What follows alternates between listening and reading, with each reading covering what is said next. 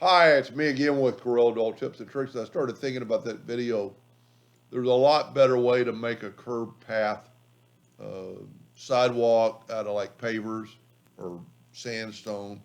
So if you didn't watch the first one, we created this. You could very easily draw that curved line, but if you go to your common shapes or in older versions, basic shapes, and right down here, there's that curvy line, and it's gonna want to draw it this way, but you can always rotate it 90 degrees.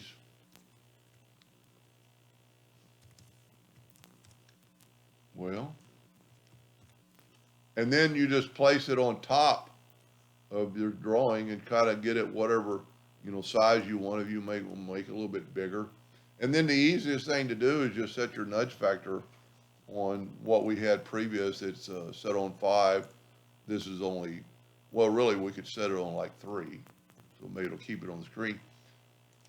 And then just take your smart fill tool and fill in where this curve is. So I'm just going to fill in where the curve is and keep moving. I'm going to find that it's probably easier to go downhill and then come back up the other side, and I always take the middle ones.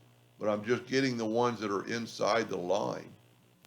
And then I can get that one, and it's kind of blows your mind looking at it, trying to figure out which one. And one more little piece right there, and one more little piece right there. Whoop, I'm gonna have to zoom in. That little bitty piece right there.